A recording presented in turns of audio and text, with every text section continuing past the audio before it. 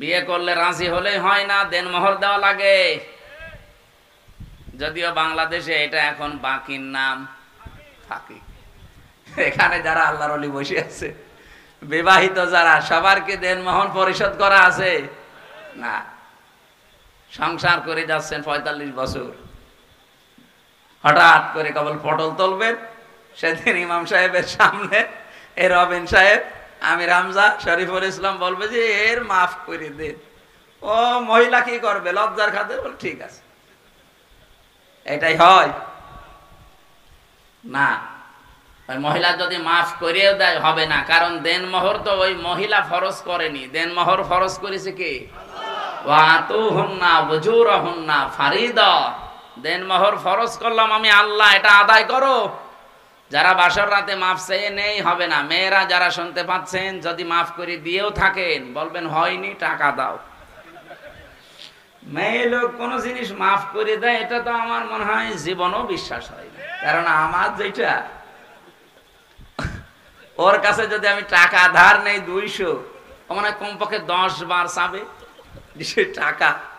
5 বার যদি 200 টাকা করে 1000 টাকা দেওয়া হয়ে গেছে, এরপরও মনে হলে সে টাকা যে 200 টাকা 10 বার নেওয়ার পরে 5 বার নিয়ে 6 বারে চায়, সে আপনার দেনমোহর 1 লাখ টাকা মাফ করে দিল, আর আপনি মনে মনে আনন্দে আছেন। জীবনও মাফ করে ওনায় লজ্জার খাতিরে বাসরাতে মাফ করে দিয়েছে। এজন্য ম্যাডামের কাছে আমি সাহসায় টাকা ধার নিতে চাই না। দরকার দোকানদারের কাছে ধার নেব, দোকানদারকে একবার দিলেই শোধ। আর ওর কাছে ধার নিলে ও 5 বারে তো শোধ হবে না, যখনই মনে হবে বলে সে টাকা। এজন্য মেয়ে লোকেরা মাফ করে না, লজ্জার খাতিরে যেটা করেছে এটা হয়নি। কারণ একটা গাছে কাঁঠাল ধরে আছে, আপনার চাচার গাছ, 8-9 জন কাঁঠাল গাছের নিচে বসে আছে। আপনি যদি বলেন চাচা এতগুলো কাঁঠাল একটা, এখন যদি চাচা চারিদিকে তাকিয়ে লজ্জার খাতিরে বলে যা একটা নিয়ে যা, এটা জায়েজ নেই। কারণ ও মন থেকে, চাচা লজ্জার খাতিরে দিয়েছে, মন থেকে দেয়নি, এটা যদি জায়েজ না হয়, বাসর রাতে ও তো ঘোমটা না খুলে বলে যে মাফ করে দিলাম, মাফ হয় কি করি? যারা এতদিন পর্যন্ত আশায় আছেন যে মাফ চেয়ে নিয়েছিলাম, এখন আবার কি ওয়াজ শুনতে আসলাম, এ না আশায় ভালো ছিল, আজকে বাড়ি যে টাকা ফেরত দেবে। যে কয় টাকা আপনার দেনমোহর ফেরত দেওয়া লাগবে, কারণ এটা ফরজ করেছে রবিন সাহেব। যদি এখন বলে যে হুজুর এতদিন নামাজ কালাম পড়লাম আর ভালো লাগছে না, আপনি আমার মাফ করে দিয়ে, আমি তো বললাম যাক মাফ করে দিলাম, হবে? কারণ এই নামাজ দিয়েছে কি? নামাজ যে আল্লাহ দিয়েছে, দেনমোহরও বলেন বলেন, নামাজ মাফ করার মালিক যেমন আমি না, দেনমোহর মাফ করার মালিকও আপনি না। ওটা দেওয়া লাগবে, আদায় করতে হবে। হযরতে আদম বললেন আমার কাছে তো কিছু নেই, আমি কি দিয়ে দেনমোহর দেব? আল্লাহ তাআলা তাও ছাড়েননি, বলে হ্যাঁ একটা বুদ্ধি তোমারে দেই, তুমি আমার শেষ নবী মুহাম্মদ রাসূলুল্লাহর উপরে 10 বার দরুদ শরীফ পড়ো, এইটাই তোমার দেনমোহর হিসাবে আমি মেনে নিলাম। তারপরও ছাড়েননি 10 বার। আমার মনে হয় এই শরীয়ত যদি এখন থাকতো 100 টাকার বিয়ে করত প্রতিদিন। দেনমোহর তো দেওয়া লাগছে না, খালি দরুদ শরীফ 10 বার পড়ে বিয়ে শুদ্ধ হয়ে গেছে। উনি বিয়ে শেষ। একটু আয়াতের দিকে খেয়াল করেন, কোরআনের আয়াত তো দেখবেন একটা শিক্ষা পাবেন এখান থেকে। আল্লাহ তাআলা বলেন যখনই শেষ হয়ে গেছে আমি ডাক দিলাম এবার আদমকে। আল্লাহ বলেন আনতা ওয়া যাওজুকাল জান্নাহ, হে আদম তোমার বউ যেহেতু বিয়ে হয়ে গেছে এবার নিয়ে চলে যাও। বলেন তো জান্নাত কার বাড়ি? আদমের বাড়ি। হযরতে আদম আলাইহিস সালাম আমাদের আদি পিতা, তাহলে জান্নাত আদম নবীর বাড়ি আর আমাদের বাবার বাড়ি। আপনারা ঘুমাচ্ছেন না? না না শুনছেন না, এইভাবে ক্লাস করা যায়? বলেন জান্নাত কার বাড়ি? আদম নবীর। বলেন বলেন। আর আমাদের, আমার বাবার বাড়ি। তাহলে জান্নাত আদম নবীর বাড়ি আর আমাদের বাবার বাড়ি। এখান থেকে মাসলা হচ্ছে বিয়ে করার পরে বউ নিয়ে আপনাকে বাবার বাড়ি যাওয়া লাগবে। কিন্তু কত মানুষ দেখি কুষ্টিয়ায় ঘর জামাই থাকে, এটা তো ঠিক না। কোরআন বলছে বিয়ে হয়ে গেছে বউ নিয়ে বাবার বাড়ি চলে যা, আর আপনি ঘর জামাই আছেন, এই কুষ্টিয়া ঘর জামাই আছেন, কার হাত তোলেন তো। একজন কোন জেলায় বাড়ি? না, ঘর জামাই থাকা ঠিক না। ঠিক আছে, আপনি মুরব্বী মানুষ, আর কয়েকদিনই বাঁচবেন, থাকে। আল্লাহ তাআলা এরপরে ঘোষণা দিলেন কি, ভালো করে এখান থেকে নিজের জীবনে মিলান তো। আনতা ওয়া যাওজুকাল জান্নাহ, তুমি নিজে এবং তোমার স্ত্রী জান্নাতের ভেতরে, তার মানে বাড়ি চলে যাও। ওয়াকুলা, খাও, দেয়নি। যারা আরবি বোঝেন বলেন তো কোলা দি বসুন। আর যারা না দিয়ে নারী অধিকারের নাম নিয়ে চিল্লাচ্ছেন, নারী আন্দোলন, নারী পক্ষ, নারী স্বাধীনতা আন্দোলন, নারী বিপ্লব পরিষদ, প্রায় 13টা সংগঠন কাজ করছে নারীদের পক্ষে। 1500 বছর আগে এই আয়াতটা নাযিল হয়। আর যেই দিন দুনিয়া তৈরি হয়নি, হযরত আদমকে আল্লাহ পাঠাবে, তখন এই শব্দটা আল্লাহ চয়ন করেছেন। আমাদের আদি পিতা আর মাতাকে ডাক দিয়ে বলেছেন, আদম বউ নিয়ে বাড়ি যাও। অকুলা দিয়ে বসন দিয়ে দিলাম একবারে। একবারে আল্লাহ যদি বলতেন আংতা অকুলা, নিজে খাও মন মতো, এরপরে বউকে খাওয়াও না, একবারে কোলা দিয়েছেন। সমান অধিকার কারে বলে? কোরআন শরীফ শিখিয়েছে। বললেন বউ নিয়ে বাড়ি যাও, আর নিজে ওই মানের জায়গায় রাখা লাগবে। আপনি যেই মানের জায়গায় থাকেন, ওই মানের খাবার দেওয়া লাগবে, যেই মানের খাবার আপনি খান। ওই মানের পোশাক দেওয়া লাগবে, যেই মানের পোশাক আপনি পরেন। এটা আমার মনে হয় আমার ক্ষেত্রে বাদ, কারণ একটা পোশাকও আমার বানানো না, এটাও একজন দিয়েছে। এ টুপিটাও একজন দিয়েছে। এই ঘড়িটাও আমার শ্বশুরের দেওয়া। আমার স্যান্ডেলটা সেদিন ওই যে হাফিজুর রহমান জিয়াদি কিনে দিয়েছে। আমার নিজের বলতে আমার কিছুই নেই, সবই ফিসাবিলিল্লাহ। এই জন্য আমার স্ত্রীকে আমি যা দেই ওইটাই বেশি। কিন্তু আপনাদের তো এত মানুষ দেয় না, আপনারা ধরা খাবেন। যতটুকু মানের পোশাক, যেই মানের খাবার খান, ওই মানের খাবার, ওই মানের পোশাক স্ত্রীকে দেওয়া লাগবে। এর চাইতে সমান অধিকার দেওয়ার মতো কোনো ধর্ম এখন আর পৃথিবীতে নেই। 4500 ধর্ম আছে। আমি যতগুলো ধর্ম নিয়ে পড়েছি, কোন ধর্ম ইসলামের মতো এত অধিকার মেয়েদের দিতে পারে নাই। মেয়েরাদের যাদের ভুল ভাল বোঝানো হয়, কখনো ওই ফাঁদে পা দেবেন না। ইসলাম আসলে আপনার অধিকার আপনি ঘরে বসে পাবেন। আপনি চাকরি করতে পারবেন, ব্যবসা করতে পারবেন, আপনি মার্কেটে যেতে পারবেন, সব কিছু, শুধু পর্দা করা লাগবে। তা আপনি কি চান না যে আপনার শরীরটা আপনার স্বামীর জন্য হেফাজতে থাক? খোলামেলা পোশাক পরে বাজারে গেলে কত মানুষ উল্টাপাল্টা ধাক্কা দেয়। সবার মন কি এক?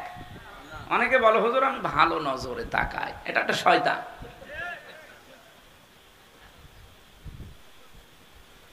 না, মেয়েরা আপনাদের নিজেদের সম্মান আপনারা নিজেরা ঠিক রাখেন।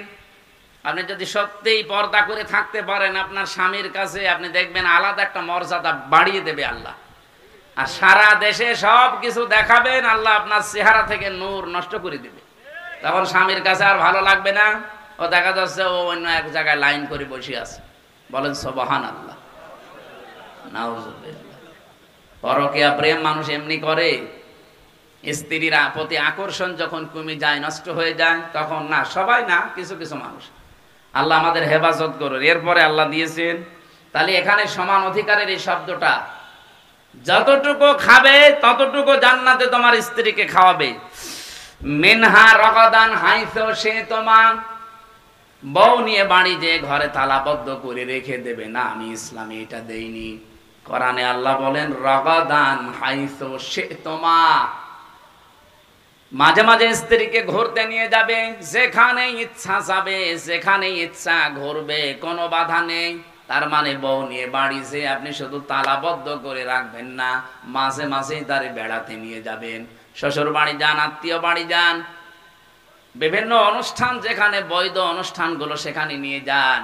আল্লাহ বলেন এরপরে ওয়ালা তাকরাবা হাদিহি শাজারা, লাগবে না লাগবে না? এমনিতে জান হয় আপনাকে মেরে ফেলবে, না জেলে নিয়ে যাবে। আল্লাহ পাক বলেন আমারও যত বর্ডার আছে দুনিয়ায় ঘুরতে ঘুরতে, কিন্তু বর্ডারের কাছে গেলেই থেমে যাবে। জেনার একটা বর্ডার আছে, ওখানে গেলেই থেমে যাওয়া লাগবে না। চুরির একটা বর্ডার আছে, ওখানে গেলেই থেমে যাওয়া লাগবে। ডাকাতির একটা, চাঁদাবাজির একটা বর্ডার আছে। প্রত্যেকটা জিনিস এরকম 500 জিনিস আমি পেয়েছি কোরআনে। রব্বুল আলামিন বলেন বর্ডারের কাছে যেই যাবে, যেহেতু ওটা নিষিদ্ধ কাজ, ওই গাছের কাছে গেলেই, যাওয়া তো যাবেই না, ওর ফল ছেঁড়া, পাতা ছেঁড়া তো আরো দূরের কথা। ফাতাকুনা মিনাজ জালিমিন দিবস। ওখানে যদি যাও, বর্ডারের ক্রস করে যদি পাতা ছেড়ো, ফল ছেড়ো, দুইজনেই জালেম হয়ে যাবে। জান্নাতের ভেতরে যদি আদম নবী ওই সময় বর্ডার ক্রস করার ফলে জুলুম করে ফেলেন, জালেম হয়ে যান, আল্লাহ তাকে শাস্তি দেওয়ার জন্য দুনিয়ায় পাঠিয়েছেন। 350 বছর পর্যন্ত কন্দন করে, মাপ নিয়ে, তওবা করে, শেষ পর্যন্ত তিনি আবার আল্লাহর কাছে ফেরত গিয়েছেন। বলেন না কেন? আমরাও এখন এই বর্ডারে আছি। সাবধান, আল্লাহর কোন বর্ডারের কাছে যেই আপনি থমকে যাবেন, বলবেন না। তাফসিরে ফি জিলালিল কোরআনে পড়ছিলাম, হযরতে আদম বর্ডারের কাছে যাবার পরে থেমে গিয়েছেন। হযরতে হাওয়া ডাক দিয়ে বলেন, আমাকে একজন ওয়াজ করেছে আজকে, আকাসামাহুমা ইন্নী লাকুমা লামিনান নাসিহিন। শয়তান রূপ ধরে এসে ওয়াজ করেছিল, হযরতে হাওয়াকে বলেছিল সব জায়গায় যেতে দেয়, শুধু ওই গাছটার কাছে যেতে দেয় না কেন জানো? এখানে যদি যাও আর ওর ফল যদি খেতে পারো, তোমরা চিরস্থায়ী হয়ে যাবে এই জায়গায়, কোনোদিন তোমাদের আর আল্লাহ বের করে দিতে পারবে না। সব সময় শয়তান উল্টা বোঝায়।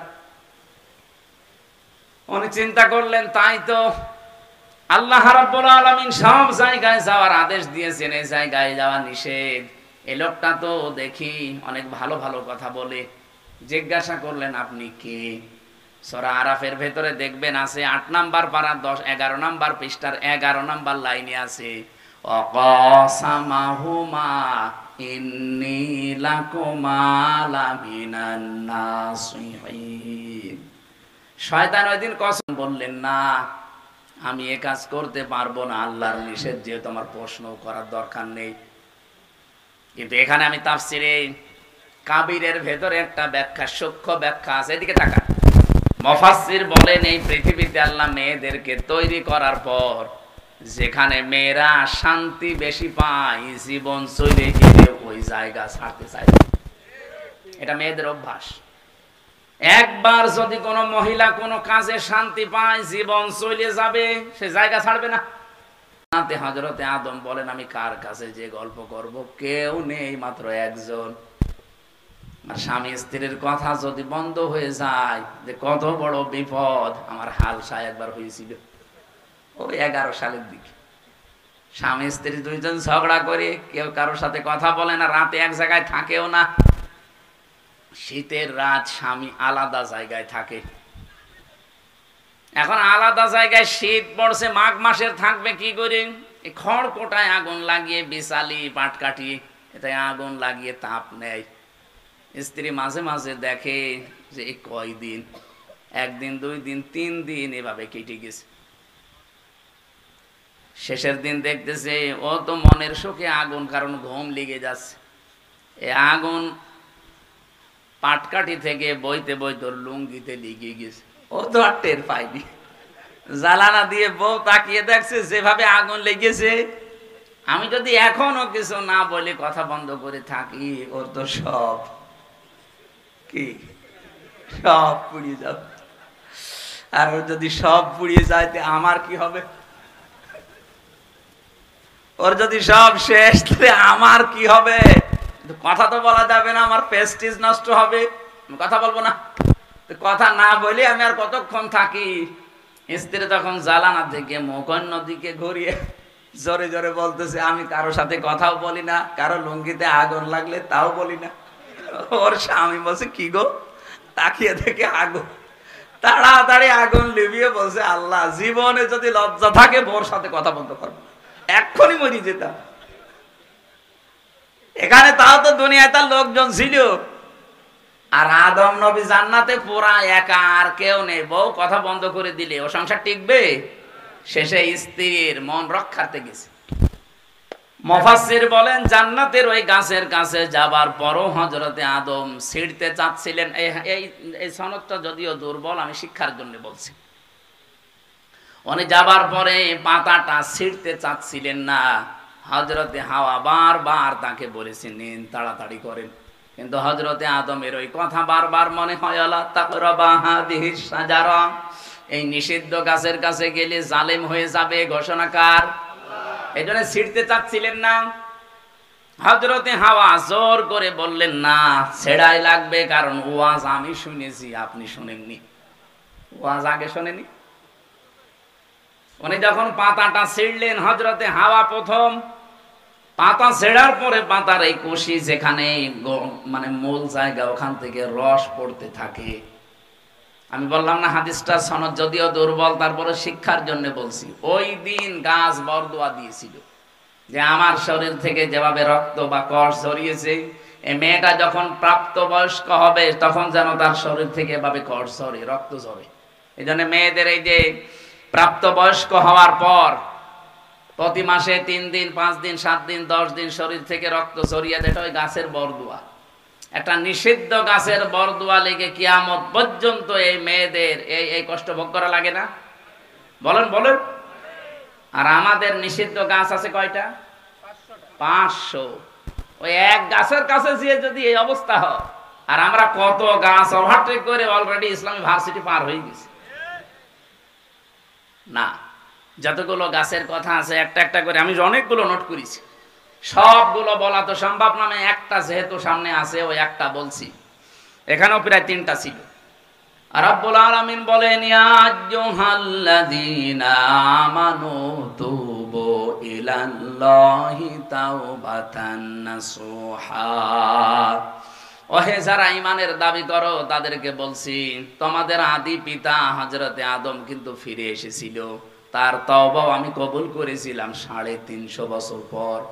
তোমাদেরকেও আদেশ করছি দুনিয়ার এই জীবনে শয়তানের ধোঁকায়, নফসের জালে, দুনিয়ার এই ফেরেবে পড়ে যারা নিজেদেরকে নষ্ট করে ফেলেছো, তোমরা ফিরে আসো আল্লাহর দিকে এমন তাওবার মাধ্যমে যেটা নাসুহা। নাসুহা মানে নুন সুয়াদহা নাসাহা শব্দের শাব্দিক অর্থ হচ্ছে খালেস। খালেস দিলে ফিরে আসো। এজন্য আমরা যারা নিজেদের নফসের উপরে জুলুম করে জীবনটা নষ্ট করে ফেলেছি, লা তাকনাতু মির রাহমাতিল্লাহ, ইন্নাল্লাহা ইয়াগফিরুয যুনুবা জামিআ, ইন্নাহু হুয়াল গফুরুর রহিম। কোনদিন নৈরাশ হবেন না, আমার আল্লাহর রহমত আপনার গুনার চাইতে অনেক বেশি। ফিরে আসেন, এখনো তাওবার দরজা বন্ধ হয়ে যায়নি। আসা রাব্বুকুম আইয়ুকাফফিরা আনকুম সাইয়্যাতিকুম ওয়া ইউদখিলাকুম জান্নাত। আসা শব্দটা বালাগাত মানতেক পড়েছি আমি, এখানে যারা আলেম আছে তারা বুঝবেন। আসা শব্দের বাংলা অর্থ যদিও সম্ভবত, কিন্তু আল্লাহ পাক যেখানে আসা ব্যবহার করেন সেখানে বাংলা অর্থ হচ্ছে করবে। আমার কথা আপনারা না বুঝলে আলেমরা বুঝবে। আসা রব্বুকুম, অবশ্যই আমার আল্লাহ তোমাদের রব, তিনি করবেন। আইয়ু কাফফিরা আনকুম, কাফফারা ইউকাফফিরু তাকফিরান এর বাংলা অর্থ হচ্ছে মুছে ফেলা, ঢেকে দেওয়া। সাজ্জিয়াতিকুম, তোমাদের যত অপরাধ দুনিয়াতে জেনে না জেনে করেছিলে ওই গুনাহগুলো আল্লাহ সব ঢেকে দেবেন। ওয়া ইউদখিলাকুম, আল্লাহ প্রবেশ করাবেন তোমাদেরকে জান্নাত, এমন একটা বাগানে, তাজরি মিন তাহতিহাল আনহার, যার তলদেশ দিয়ে নদী আর নহর প্রবাহমান। আল্লাহ পাক এবার আমাদের একটা সুসংবাদ দিলেন, ইয়াউমা লা ইউখজিল্লাহুন নাবিয়্যা ওয়াল্লাযীনা আমানু। কিয়ামতের ওই কঠিন ময়দানে আল্লাহ নবীদেরকে অসম্মানিত করবেন না, তাদেরকে আল্লাহ লাঞ্ছিত করবেন না। ওয়াল্লাযীনা আমানু মা, এতটুকু যদি নাজিল না হতো আমরা বিপদে পড়ে যেতাম। আল্লাহ বলেন নবীদেরকে তো আল্লাহ লাঞ্ছিত অপমানিত করবেনই না, এমনকি তার সাথে যারা কিয়ামত পর্যন্ত ঈমানদার তাদেরকেও আল্লাহ লাঞ্ছিত করবেন না। এখন আমাদের কাজ হচ্ছে ঈমানের দাবিটা যেন আমরা পূরণ করি। আল্লাহ রাব্বুল আলামিন এতটুকুই শেষ করে দেননি, এর পরের শব্দটা ছিল নূরুহুম ইয়াসআ বাইনা আইদিহিম ওয়া বিআইমানিহিম। কিয়ামতের দিন, এইদিকে তাকান, কিয়ামতের দিন তাদের সামনে আল্লাহ একটা নূর দেবেন। তাদের ডাইনে বামে নূর নিয়ে তারা চলতে থাকবে। আল্লাহ সবাইকেই দেবেন। দিতে দিতে হঠাৎ মুনাফিকদের কাছ থেকে আল্লাহ বলেন আমি নূরটা কেড়ে নেব। বাংলার মুনাফিকেরা, যেহেতু মুনাফিক, আমি আজকেও মনে হয় জমান নামাজ পড়িয়েছিলাম, কোথায় জানো, দহকুলায়। এখানে আমার মুনাফিকের এই পয়েন্টের উপরে আলোচনা ছিল। পৃথিবীতে মুনাফিক আপনি ইহুদিদের ভেতরে নেই, খ্রিস্টানদের ভেতরে নেই, বৌদ্ধদের ভেতরে নেই, হিন্দুদের ভেতরে নেই। মুনাফিক শুধু তৈরি হয় মুসলমানদের ভেতরে। এটা ১৫০০ বছর আগে নবীজির কথা, যে মুনাফিক কোন হিন্দু, খ্রিস্টান, বৌদ্ধ, মাজুসি, ইহুদি, নাসারার ভেতরে তৈরি হয় না। মুনাফিক তৈরি হয় শুধু মুসলমানদের ভেতরে। কিয়ামতের দিন আল্লাহ তো নূর ঠিকই দেবে, আলো দেবে আমাদের হাতে সবার। হঠাৎ করে মুনাফিকের হাত থেকে আল্লাহ পাক যখন কেড়ে নেবেন, ইয়াকুলুনা রব্বানা আতমিম লানা নূরানা ওয়াগফির লানা। তখন ঈমানদার বান্দা যারা, এরা বলবে রব্বুল আলামিন আমাদের নূর তুমি কেড়ে নিও না, আমাদের নূরটা আরো পরিপূর্ণ করে দাও, যেন আমরা জান্নাত পর্যন্ত যেতে পারি আমাদের মাফ করার মাধ্যমে। ইন্নাকা আলা কুল্লি শাইইন কাদির, সব কিছুর উপরে ক্ষমতা চলে তোমার। কার? এরকম একটা অনেকগুলো কথা আমাদের সুসংবাদ দেওয়ার জন্য আল্লাহ দিয়েছিলেন। আমরা আর এগাতে পারছি না, অনেক রাত হয়ে গেছে। কালকে সকালে আবার অনুষ্ঠান আছে ফজরের পরে, এই জন্য আজকের মতো শেষ করে দিচ্ছি। আরো আগে উঠতে পারলে ভালো হতো। পুরা সূরাটা শেষ করলে অনেক শিক্ষা এখান থেকে বের করতে পারতাম। আগামী থেকে আবার কোনো জায়গায় আসলে আমার এশার পরে তুলে দিন, কারণ সারাদিন বিভিন্ন অনুষ্ঠানে থাকা লাগে। এশার পরে অন্তত রাত 10টা, 10:30টায় শেষ করে দিলে একটু ঘুমানো যায়। এরপরে তাহাজ্জুদের নামাজ আছে, ফজরের নামাজের পরে সকালে আবার বিভিন্ন কর্মজীবনে যাওয়া লাগে। আজকের মতো মাপ চেয়ে ক্ষমা চেয়ে শেষ করে দিলাম। আগামীতে আসলে আবার কথা হবে ইনশাআল্লাহ। আল্লাহুম্মা আমিন।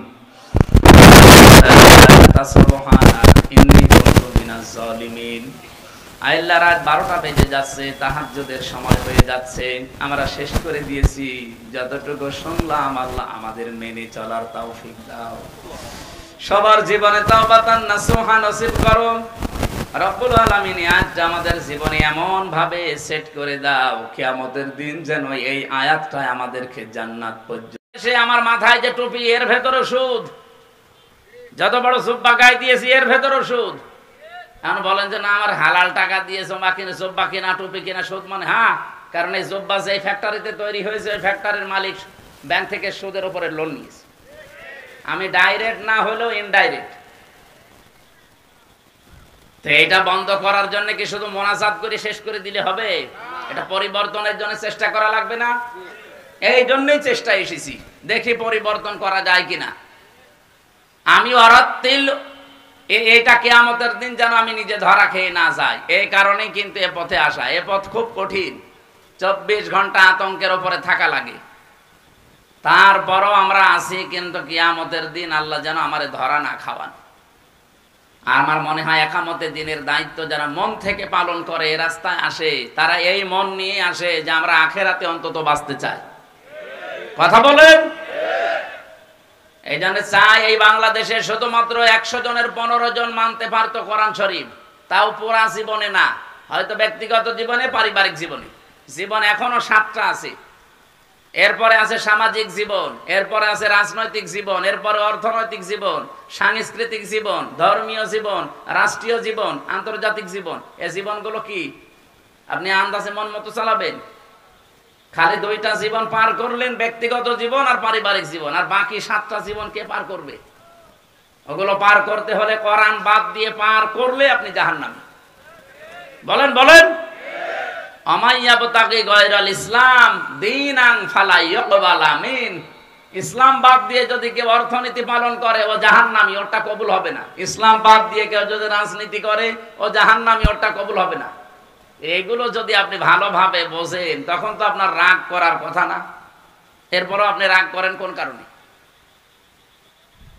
কোরআনের বিধান প্রতিষ্ঠার কথা বললে, দিন কায়েমের কথা বললে সবচাইতে বেশি মন খারাপ হবে, রাগ হবে, মারতে আসবে মুশরিকরা।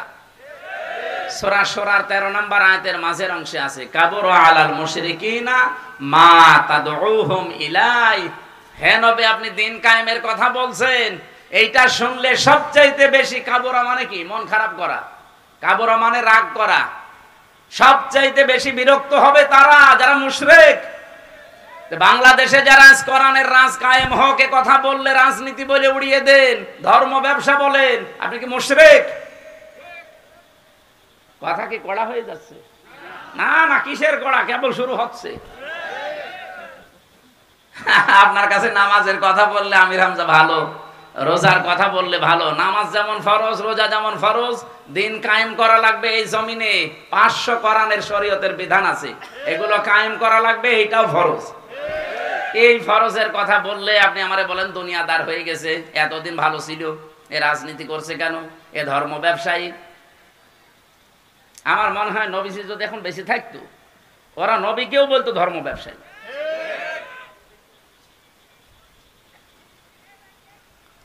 এই জন্য রত্তিল পড়া লাগবে। এখানে রত্তিল করার জন্য যে 4টা বিষয় বললাম, আপনি মিলান আপনার জীবনে কয়টা আছে। হয়তো শুদ্ধ করে পড়েন, হয়তো আপনি বোঝেন, হয়তো নিজের ব্যক্তিগত আর পারিবারিক জীবনে মানেন। 4 নাম্বারটা কি? যতটুকু আপনি মানলেন এটাও যেন মানুষে মানতে পারে, সেই পরিবেশ তৈরি করে দেওয়া লাগবে। এটা দায়িত্ব আপনার। আজ বাংলাদেশে 92% মুসলমান, আমরা সবাই যদি এটা ফরজ মনে করে প্রত্যেকের জায়গা থেকে পালন করতাম, 54 বছর আগে বাংলাদেশে দিন কায়েম হয়ে যেত। হচ্ছে না কেন? কারণ আমরা অনেকেই খালি আলেমদের উপরে, ইমামদের উপরে দায়িত্ব দিয়েছি। ওই আমি একবার তাবলিগে গিয়েছিলাম চিল্লায়, যখন হাফেজি শেষ হয় ওই সময়। আমার মনে হয় হালকা মনে আছে, গাজীপুরের এক এলাকায়, এমন এক গ্রাম্য এলাকায় দিয়েছে আমাদের, নামাজ পড়তেছে দেখি শুধু ইমাম সাহেব আর ওই যে আজান দিয়েছে মুয়াজ্জিন। লোকজন কই? এলাকার লোকজন নামাজ পড়ে না। কেন?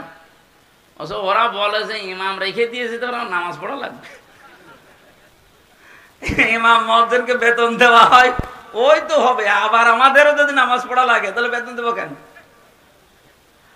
কি এলাকা আছে বাংলাদেশে এখনো? সেই সময় ছিল, আমি তখন 2002 সালে হয়তো সম্ভবত। তা আমার কথা হচ্ছে শুধুমাত্র আমরা নিজেরা মানবো না, আমরা চাই এদেশের মানুষরা যেন কোরআন মেনে আমরা সবাই একসাথে জান্নাতে যেতে পারি। তাছাড়া আমার সত্যি কথা বলছি, কোরআন শরীফ আমি হাত দিয়ে মাথায় নিয়েও বলতে পারবো, 1 টাকাও আমার লাভ নেই। এ রাস্তায় এসে আল্লাহর কসম আমার 1টা টাকা লাভ নেই, আমার আরো ক্ষতি। যাই গছিয়েছিলাম এতদিন, বাবারটা দিয়ে আমারটা দিয়ে চাকরি বাকরি করে, ও ছাতা এখন আবার সব চলে যাবে। কারণ আমিরে জামাতের নির্দেশ, এই দেশে যদি জামাত থেকে কেউ এমপি হয় 5 বছরে তার 1টা টাকা বাড়বে না, আরো যা আছে কমবে। আমার কি এ রাস্তায় এসে লাভ হয়েছে না লস হয়েছে? আমি যদি এমনি 5 বছর কাটাতাম কত টাকা উপায় করতে পারতাম বলেন তো? সত্য কথা বলবো, অসুবিধা কি? আমি নামাজ পড়াতাম জমার, এক জমার নামাজে একটা নামাজে 1 লাখ টাকা দিত।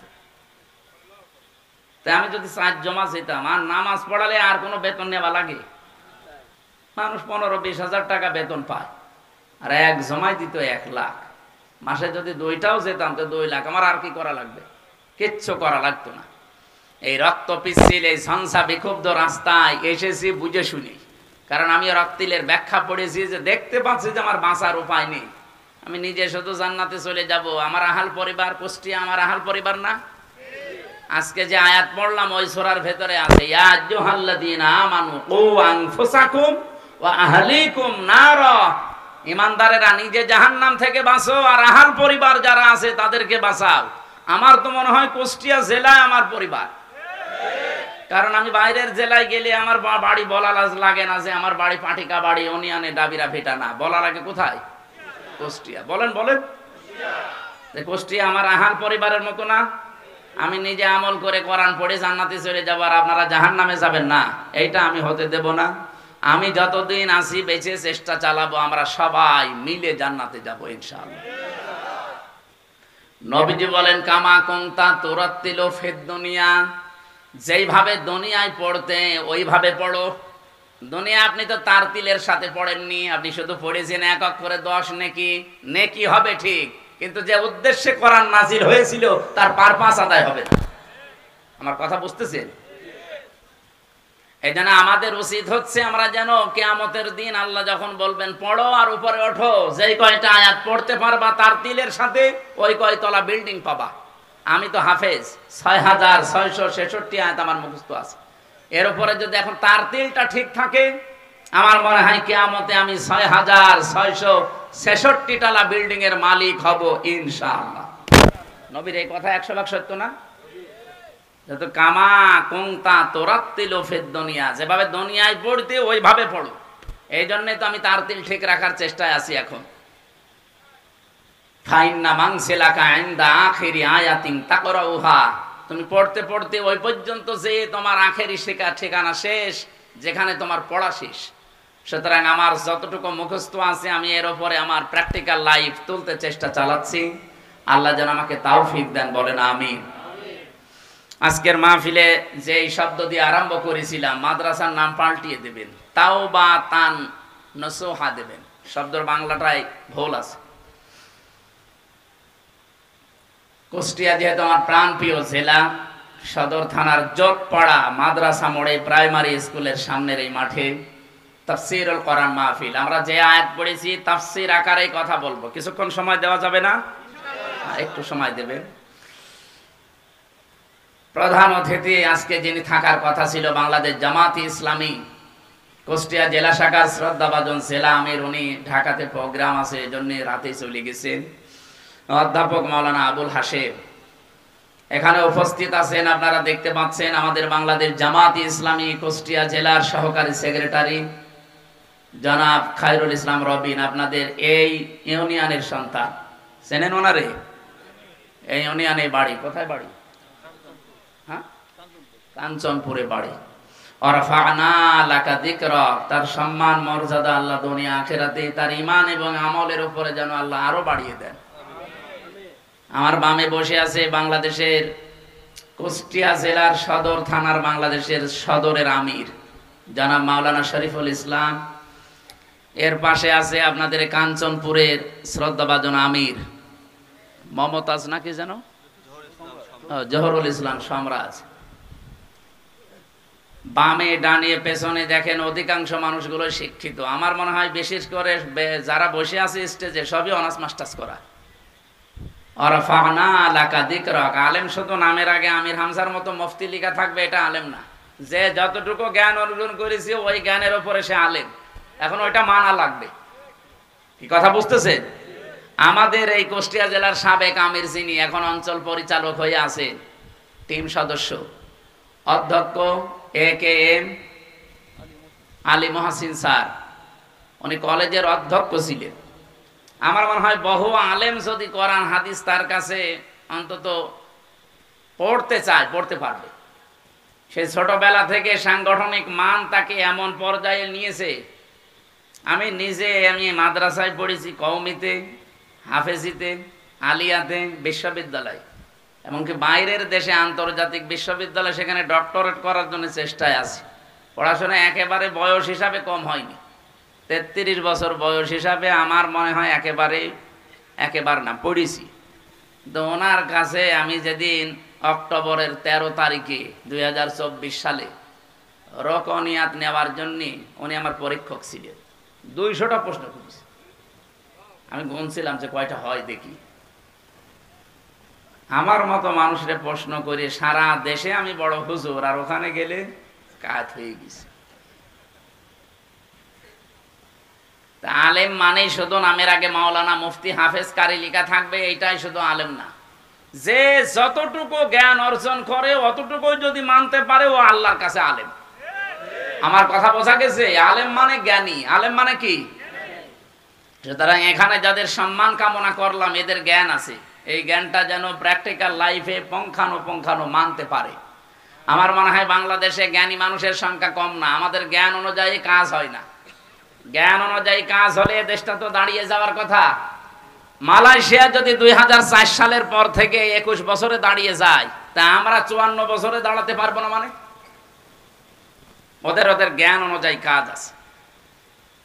আল্লাহ আমাদেরকেও যেন জ্ঞান অনুযায়ী কাজ করার তৌফিক দেন। আলোচনা করলেন, আপনাদের সামনে জালামাই বক্তব্য দিয়েছেন মাওলানা মুফতি হাফিজুর রহমান জিহাদি, মাওলানা হোসাইন আহমদ মাহফুজ চুয়াডাঙ্গা।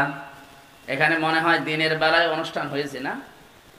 এই যে মেয়েদের নাম দেখছি, আমার শ্রদ্ধাভাজন আপা মোসাম্মদ নার্গিস খাতুন এসেছিল ঝিনাইদহ থেকে, এরপরে জাহানারা খাতুন কথা বলেছে। সম্মানিত পরিচালক যিনি আছেন এই মাদ্রাসার হাফেজ কারি আনিসুর রহমান ভাই। সামনে বসা আজকের মাহফিলের প্রধান আকর্ষণ তো আপনারা যদি রাতের বেলায় না আসতেন কষ্ট করে, আমি যতই সাজগোজ নিয়ে আসতাম কিছু হইতো? আজকের মূল আকর্ষণ এই শ্রোতা যারা আছেন বিভিন্ন জায়গায় বসে কষ্ট পাচ্ছে, সবাইকে নিয়ে আল্লাহর দরবারে শুকরিয়া আদায় করে রাসূলের উপরে দরুদ আর সালাম পড়ে তেলাওয়াতকৃত আয়াত ছিল সূরা তাহরিম ৮ নম্বর আয়াত। যেহেতু তাওবাতান নাসুহা এই শব্দটার দিকে আমরা ইঙ্গিত করে তেলাওয়াত করেছি, এর উপরেই কথা বলবো ইনশাআল্লাহ। তাহরিম বাংলা অর্থ হচ্ছে নিষিদ্ধকরণ। কি বললাম? নিষিদ্ধকরণ কোন জিনিস কি বাংলাদেশে আল্লাহর পক্ষ থেকে আছে? এটা শুরু হয়েছিল সেই জান্নাতে, ওই যে গন্ধম গাছ যেটা নিষিদ্ধ, এটা শুধু গন্ধম গাছ না, এটা একটা বর্ডার। আল্লাহ রাব্বুল আলামিন বলেন ওয়াইদ কুলনা ইয়া আদাম উসকুন আনতা ওয়া যাওজুকাল জান্নাতা ওয়া কুলা মিনহা রাগাদান হাইসু শি'তুমা ওয়া লা তাকরাবা হাদিহি শাজারাতা ফাতাকুনা মিনাজ জালিমিন। খুব ভালো করে খেয়াল করেন, এখান থেকে একটা শিক্ষা বের হবে। হযরতে আদম আলাইহিস সালাম জান্নাতের ভেতরে সব কিছু পেয়েছিলেন, তারপরেও তার মনের ভেতরে শান্তি ছিল না। রব্বুল আলামিন তার মনের ভাব যেহেতু বোঝেন, তিনি ঘুমিয়ে গেলেন ক্লান্ত হয়ে। তার বাম পাজর থেকে একটা হাড় খুলে নিয়ে আল্লাহ একটা সুন্দরী মেয়েকে বানিয়ে তার সামনে বসিয়ে দিলেন। ঘুম থেকে ওঠার পরে তিনি দেখলেন বিশ্ব সুন্দরী একজন মহিলা। তিনি তাকালেন এবং ধরতে গেলেন। আল্লাহ পাক আদেশ দিলেন ধরাও যাবে না, তাকানো যাবে না। হযরতে আদম ওই দিন বলেছিলেন রব্বুল আলামিন ধরা যাবে তাকানো যাবে, কি করলে সেই কথা বলেন? ধরা যাবে তাকানো যাবে, বিয়ে করা লাগবে। বলছে আমি রাজি আছি। বিয়ে করলে রাজি হলে হয় না, দেনমোহর দেওয়া লাগে। যদিও বাংলাদেশে এটা এখন বাকির নাম ফাঁকি।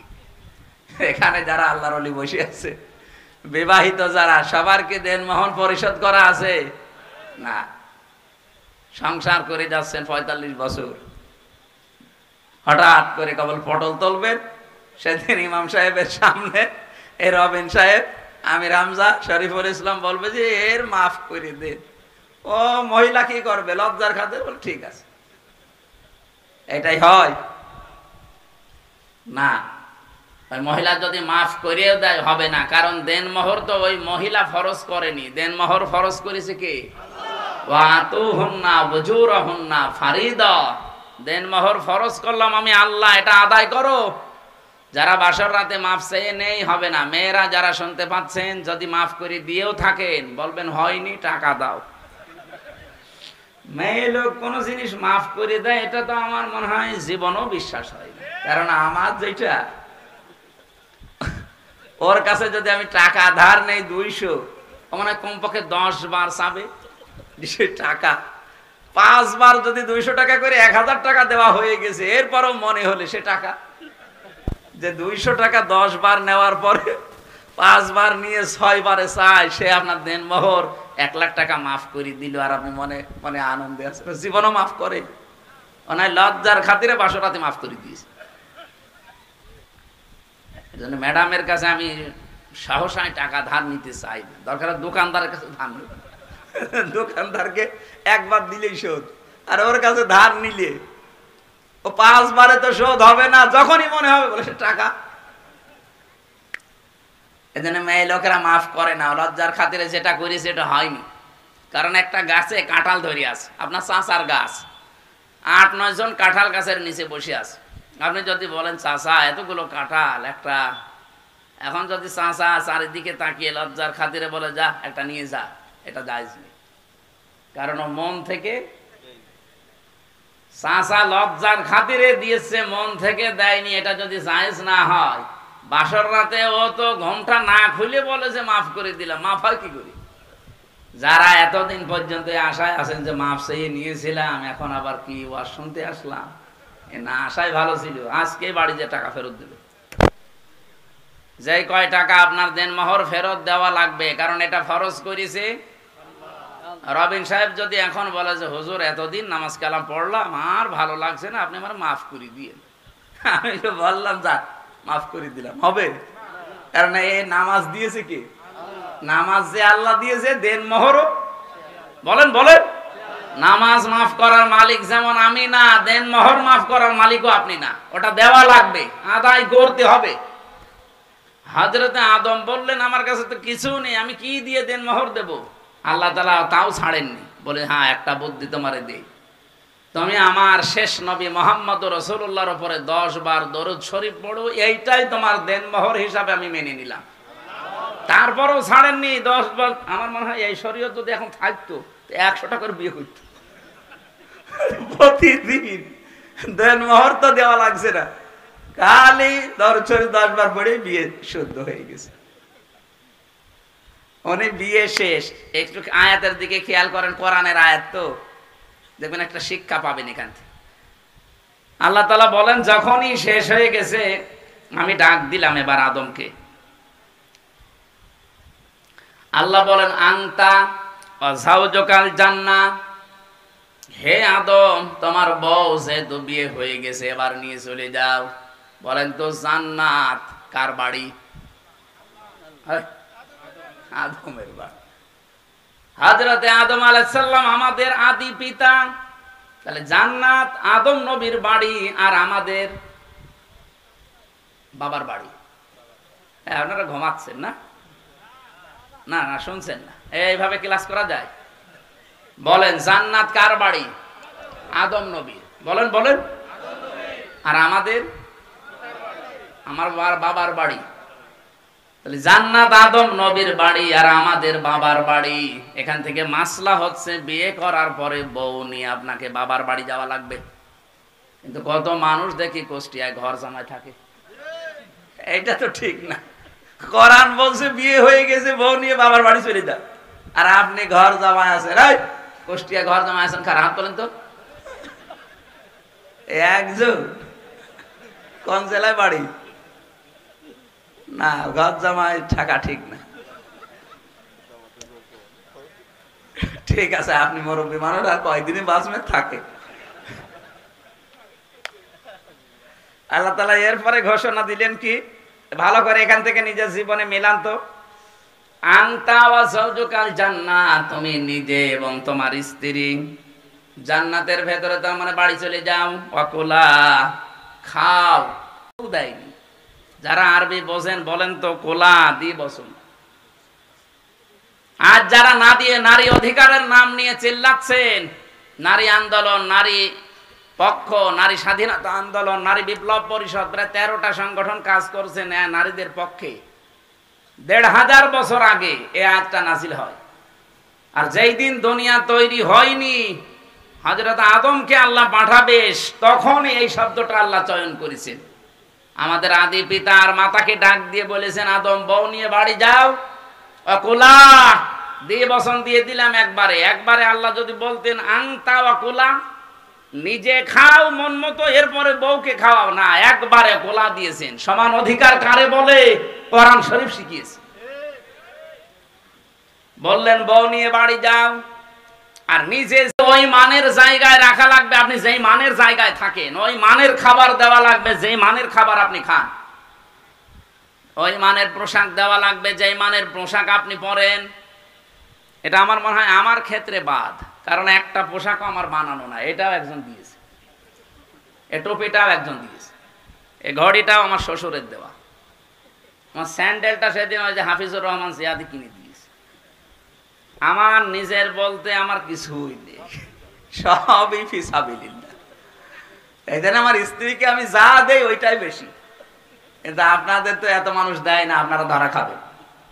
যতটুকু মানের পোশাক, যেই মানের খাবার খান ওই মানের খাবার, ওই মানের পোশাক স্ত্রীকে দেওয়া লাগবে। এর চাইতে সমান অধিকার দেওয়ার মতো কোনো ধর্ম এখন আর পৃথিবীতে নেই। 4500 ধর্ম আছে, আমি যতগুলো ধর্ম নিয়ে পড়েছি, কোন ধর্ম ইসলামের মতো এত অধিকার মেয়েদের দিতে পারে নাই। মেয়েরা দিয়ে যাদের ভুল ভাল বোঝানো হয়, কখনো ওই ফাঁদে পা দেবেন না। ইসলাম আসলে আপনার অধিকার আপনি ঘরে বসে পাবেন।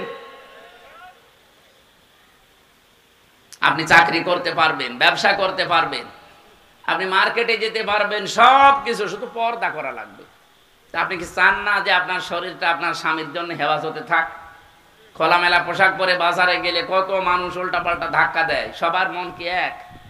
অনেকে বলে হুজুর আমি ভালো নজরে তাকাই, এটা একটা শয়তান।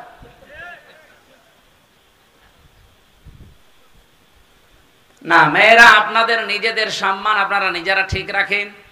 আপনি যদি সত্যিই পর্দা করে থাকতে পারেন, আপনার স্বামীর কাছে আপনি দেখবেন আলাদা একটা মর্যাদা বাড়িয়ে দেবে আল্লাহ। আর সারা দেশে সব কিছু দেখাবেন, আল্লাহ আপনার চেহারা থেকে নূর নষ্ট করে দিবে। তখন স্বামীর কাছে আর ভালো লাগবে না। ও দেখা যাচ্ছে ও অন্য এক জায়গায় লাইন করে বসে আছে। বলেন সুবহানাল্লাহ, নাউজুবিল্লাহ। পরকীয়া প্রেম মানুষ এমনি করে। স্ত্রীর প্রতি আকর্ষণ যখন কমে যায়, নষ্ট হয়ে যায়, তখন না, সবাই না, কিছু কিছু মানুষ। আল্লাহ আমাদের হেফাজত করুন। এরপরে আল্লাহ দিয়েছেন, তাহলে এখানে সমান অধিকারের এই শব্দটা, যতটুকু খাবে ততটুকু জান্নাতে তোমার স্ত্রীকে খাওয়াবে। মিনহা রগাদান হাইসো, সে তোমার বউ নিয়ে বাড়ি যে ঘরে তালাবদ্ধ করে রেখে দেবে না, আমি ইসলামে এটা দেইনি। কোরআনে আল্লাহ বলেন রগাদান হাইসো সে তোমার, মাঝে মাঝে স্ত্রীকে ঘুরতে নিয়ে যাবে, যেখানে ইচ্ছা যাবে, যেখানে ইচ্ছা ঘুরবে, কোনো বাধা নেই।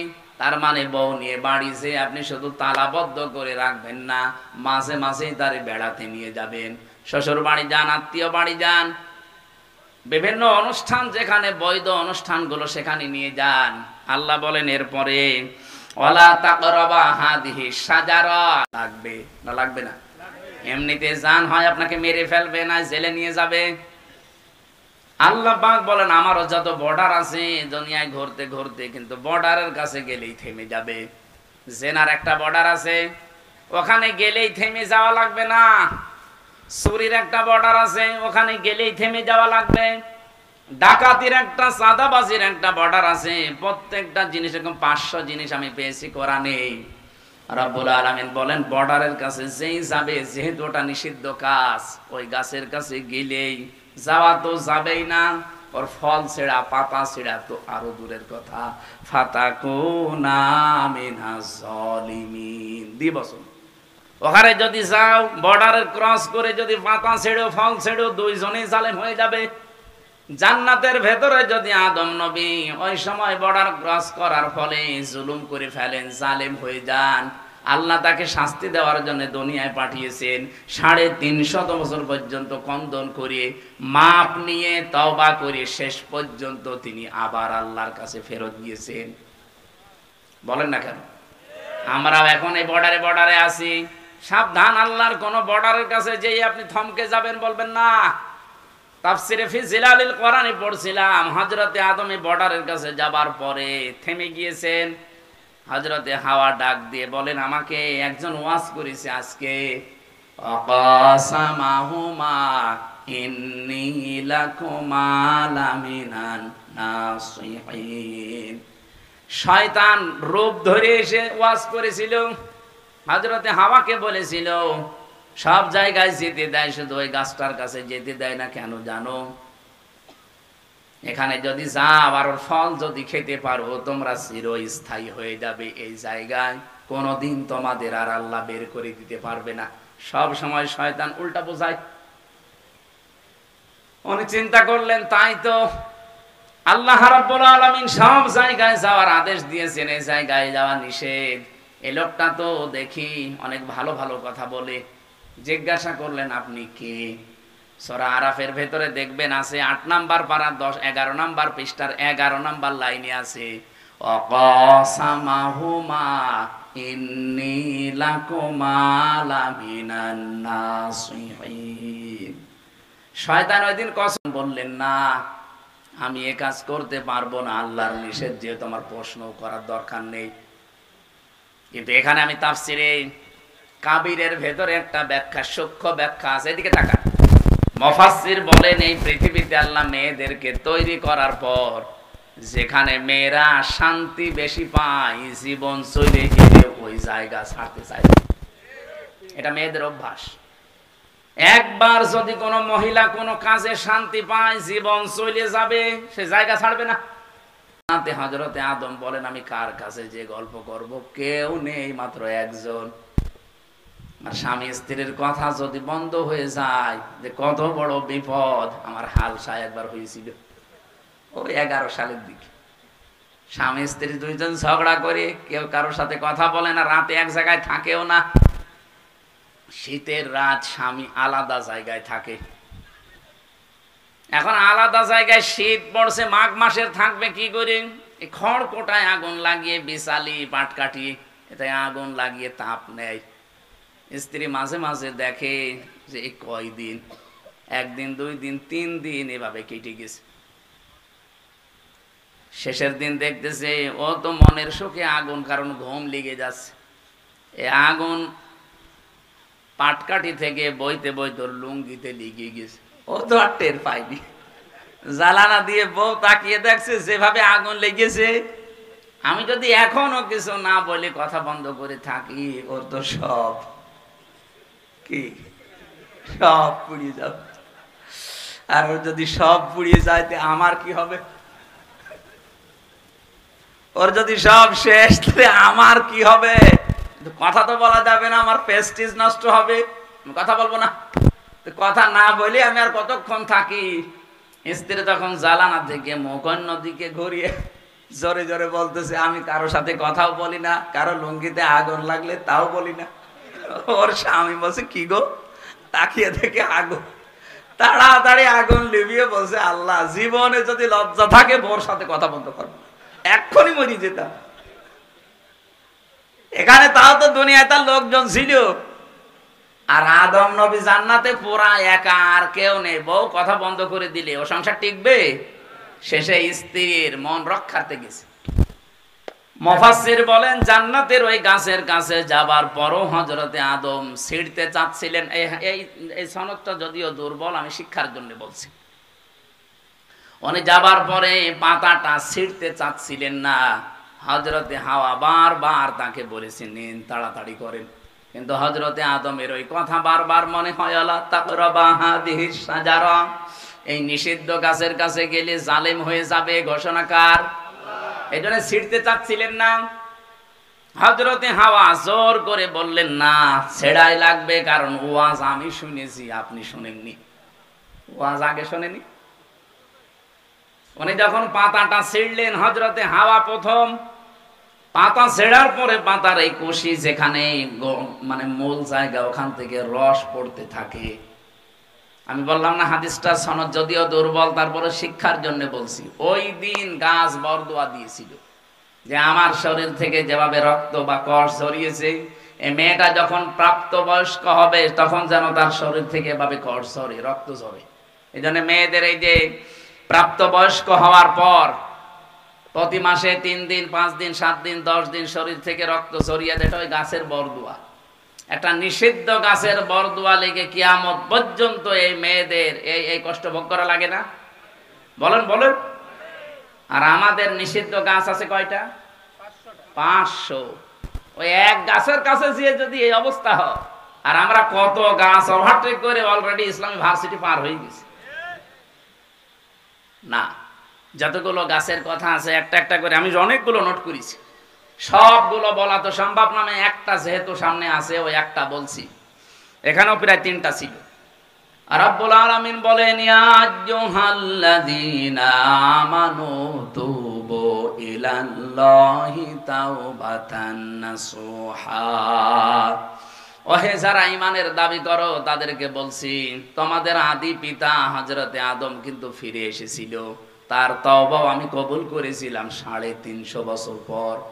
তোমাদেরকেও আদেশ করছি দুনিয়ার এই জীবনে শয়তানের ধোঁকায়, নফসের জালে, দুনিয়ার এই ফেরেবে পড়ে যারা নিজেদেরকে নষ্ট করে ফেলেছো, তোমরা ফিরে আসো আল্লাহর দিকে এমন তাওবার মাধ্যমে যেটা নাসুহা।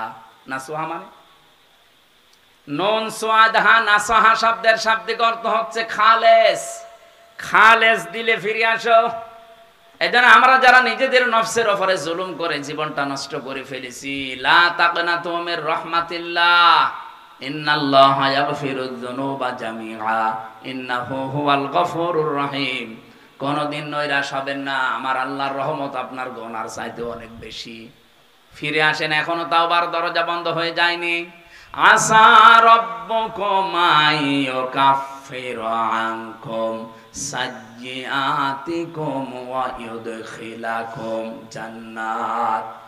আসা শব্দটা বালাগাত মানতেক পড়েছি আমি, এখানে যারা আলেম আছে তারা বুঝবেন। আসা শব্দের বাংলা অর্থ যদিও সম্ভবত, কিন্তু আল্লাহ পাক যেখানে আসা ব্যবহার করেন সেখানে বাংলা অর্থ হচ্ছে করবে। আমার কথা আপনারা না বুঝলে আলেমরা বুঝবে। আসা রব্বুকুম, অবশ্যই আমার আল্লাহ তোমাদের রব, তিনি করবেন। আইয়ু কাফফিরা আনকুম, কাফফারা ইউকাফফিরু তাকফিরান এর বাংলা অর্থ হচ্ছে মুছে ফেলা, ঢেকে দেওয়া। সাজ্জিয়াতিকুম, তোমাদের যত অপরাধ দুনিয়াতে জেনে না জেনে করেছিলে ওই গুনাহগুলো আল্লাহ সব ঢেকে দেবেন। ওয়া ইউদখিলাকুম, আল্লাহ প্রবেশ করাবেন তোমাদেরকে জান্নাত, এমন একটা বাগানে, তাজরি মিন তাহতিহাল আনহার, যার তলদেশ দিয়ে নদী আর নহর প্রবাহমান। আল্লাহ পাক এবার আমাদের একটা সুসংবাদ দিলেন, ইয়াউমা লা ইউখজিল্লাহুন নাবিয়্যা ওয়াল্লাযীনা আমানু, কিয়ামতের ওই কঠিন ময়দানে আল্লাহ নবীদেরকে অসম্মানিত করবেন না, তাদেরকে আল্লাহ লাঞ্ছিত করবেন না। ওয়াল্লাযীনা আমানু মা, এতটুকু যদি নাজিল না হতো আমরা বিপদে পড়ে যেতাম। আল্লাহ বলেন নবীদেরকে তো আল্লাহ লাঞ্ছিত অপমানিত করবেনই না, এমনকি তার সাথে যারা কিয়ামত পর্যন্ত ঈমানদার তাদেরকেও আল্লাহ লাঞ্ছিত করবেন না। এখন আমাদের কাজ হচ্ছে ঈমানের দাবিটা যেন আমরা পূরণ করি। আল্লাহ রাব্বুল আলামিন এতটুকুই শেষ করে দেননি, এর পরের শব্দটা ছিল নূরুহুম ইয়াসআ বাইনা আইদিহিম ওয়া বিআইমানিহিম।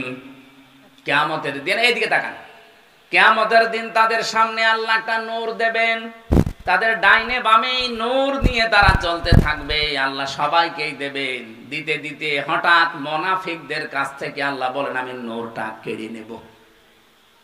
বাংলার মুনাফিকেরা, যেহেতু মুনাফিক, আমি আজকেও মনে হয় জমান নামাজ পড়িয়েছিলাম, কোথায় যেন দহকুলায়। এখানে আমার মুনাফিকের এই পয়েন্টের উপরে আলোচনা ছিল। পৃথিবীতে মুনাফিক আপনি ইহুদিদের ভেতরে নেই, খ্রিস্টানদের ভেতরে নেই, বৌদ্ধদের ভেতরে নেই, হিন্দুদের ভেতরে নেই। মুনাফিক শুধু তৈরি হয় মুসলমানদের ভেতরে। এটা ১৫০০ বছর আগে নবীজির কথা, যে মুনাফিক কোন হিন্দু, খ্রিস্টান, বৌদ্ধ, মাজুসি, ইহুদি, নাসারার ভেতরে তৈরি হয় না। মুনাফিক তৈরি হয় শুধু মুসলমানদের ভেতরে। কিয়ামতের দিন আল্লাহ তো নূর ঠিকই দেবে, আলো দেবে আমাদের হাতে সবার। হঠাৎ করে মুনাফিকের হাত থেকে আল্লাহ পাক যখন কেড়ে নেবেন, ইয়াকুলুনা রব্বানা আতমিম লানা নূরানা ওয়াগফির লানা, তখন ঈমানদার বান্দা যারা, এরা বলবে রব্বুল আলামিন আমাদের নূর তুমি কেড়ে নিও না, আমাদের নূরটা আরো পরিপূর্ণ করে দাও, যেন আমরা জান্নাত পর্যন্ত যেতে পারি আমাদের মাফ করার মাধ্যমে। ইন্নাকা আলা কুল্লি শাইইন কাদির, সব কিছুর উপরে ক্ষমতা চলে তোমার। কার? এরকম একটা অনেকগুলো কথা আমাদের সুসংবাদ দেওয়ার জন্য আল্লাহ দিয়েছিলেন। আমরা আর এগাতে পারছি না, অনেক রাত হয়ে গেছে। কালকে সকালে আবার অনুষ্ঠান আছে ফজরের পরে, এই জন্যে আজকের মতো শেষ করে দিচ্ছি। আরো আগে উঠতে পারলে ভালো হতো। পুরা সূরাটা শেষ করলে অনেক শিক্ষা এখান থেকে বের করতে পারতাম। আগামী থেকে আবার কোনো জায়গায় আসলে আমার এশার পরে তুলে দিন, কারণ সারাদিন বিভিন্ন অনুষ্ঠানে থাকা লাগে। এশার পরে অন্তত রাত ১০টা সাড়ে ১০টায় শেষ করে দিলে একটু ঘুমানো যায়। এরপরে তাহাজ্জুদের নামাজ আছে, ফজরের নামাজের পরে সকালে আবার বিভিন্ন কর্মজীবনে যাওয়া লাগে। আজকের মতো মাপ চেয়ে ক্ষমা চেয়ে শেষ করে দিলাম। আগামীতে আসলে আবার কথা হবে ইনশাআল্লাহ। আল্লাহুম্মা আমিন।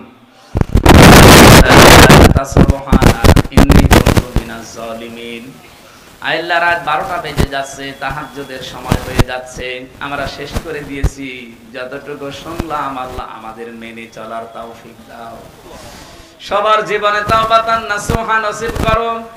রব্বুল আলামিন আজ আমাদের জীবনে এমন ভাবে সেট করে দাও, কিয়ামতের দিন যেন এই আয়াতটা আমাদেরকে জান্নাত পর্যন্ত